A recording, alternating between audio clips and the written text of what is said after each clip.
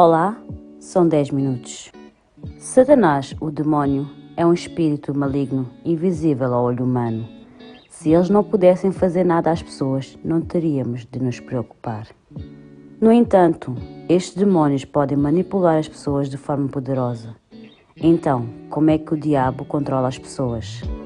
Isso é pensamento. O demónio entra na mente de uma pessoa, insere os pensamentos que quer e manipula a pessoa como quer. Contudo, isto não significa que o diabo esteja envolvido em toda a vida cotidiana de uma pessoa.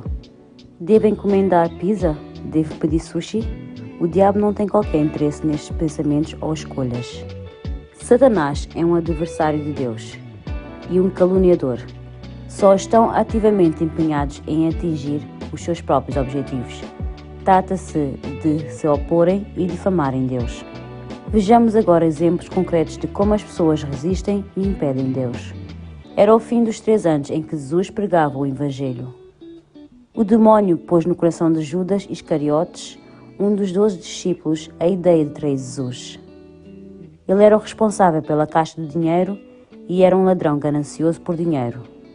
Os líderes judeus estavam a tentar desesperadamente apanhar Jesus, mas ele deve ter pensado que podia ganhar muito dinheiro porque sabia do lugar escondido de Jesus. Na altura, Judas deve ter considerado que se tratava de uma grande oportunidade. Desta forma, Satanás compreendeu a ganância das pessoas e usou-a para manipular Judas. Depois disso, Judas arrependeu-se de ter visto Jesus ser tratado como um pecador, deitou fora as 30 moedas de prata que tinha recebido e enforcou-se. Depois de o diabo ter atingido o seu objetivo e ter ido embora, Judas deve ter se apercebido do seu erro e arrependeu-se, mas já era demasiado tarde. O mesmo aconteceu a Pedro, o maior discípulo de Jesus. Jesus tinha dito antecipadamente aos seus discípulos que havia de sofrer muitas coisas e ser morto. Quando Pedro ouviu isto, disse a Jesus: Senhor, não faças isso nunca te acontecerá. Quando Jesus ouviu isto, disse a Pedro: Afasta-te de mim, Satanás. Jesus veio a esta terra para ser crucificado e morrer de acordo com a profecia do Antigo Testamento. Porém, Pedro foi apanhado por um afeto momentâneo e tentou bloquear a obra de Jesus. Por outras palavras, Satanás trabalhou temporariamente através de Pedro para impedir que Jesus cumprisse o propósito de Deus. Desta forma, Satanás usou o afeto das pessoas para interferir na obra de Deus. Jesus, que conhecia este truque, repreendeu fortemente Pedro e despertou-lhe o espírito. Mesmo os discípulos que estão perto de Jesus não podem estar livres do demónio.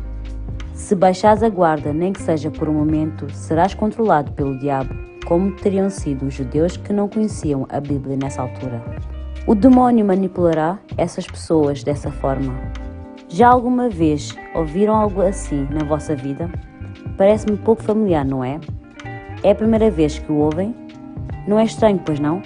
Aqueles discípulos deixaram os seus empregos decentes como pescadores e seguiram Jesus. A família deles foi completamente destruída. Dizem que Jesus causou um motim no templo no outro dia. Ele não é completamente louco? Os discípulos fugiram com o corpo de Jesus e andaram por aí a mentir e a dizer que ele tinha ressuscitado. Nunca se deixe enganar, é uma heresia completa. Os judeus, manipulados desta forma pelos pensamentos do demónio, perseguiram freneticamente Jesus e os seus discípulos. E tu, podes ter a certeza de que nunca serás vítima dos pensamentos do diabo? Podes gabar-te de ser melhor do que Pedro ou Judas Iscariotes? O demónio gosta das pessoas confiantes, porque quanto mais uma pessoa ignora as capacidades do diabo e baixa a guarda, mais fácil é ser manipulada. Quanto mais cauteloso uma pessoa for em relação ao facto de os pensamentos que lhe vêm à cabeça poderem ser os pensamentos do diabo, mais difícil será para o diabo enganá-la. Ainda hoje, Satanás entra nas mentes das pessoas que são ignorantes da Bíblia, sem discernimento e sem cautela, e se opõe à obra de Deus, assim como fez há 2000 anos. Podes inventar uma desculpa para Deus, dizendo que o diabo te deu pensamentos errados e te manipulou? Não podem fazer isso, porque foram vocês que decidiram que o pensamento era correto e agiram de acordo com ele. Então, como é que podemos lutar e vencer os pensamentos dados pelo diabo? Quando tiverem uma ideia, pensem calmamente nela desde o início. Será que Deus vai ficar satisfeito com isto? O que é que a Bíblia diz para fazer em momentos como este? E temos de aprender corretamente a Bíblia. É preciso ter força para não se deixarem enganar pelas mentiras do diabo. O diabo opõe-se a Deus há 6.000 anos e é perito em enganar e manipular os seres humanos. Através de inúmeros exemplos, nunca sejamos complacentes. Foram 10 minutos. Obrigada.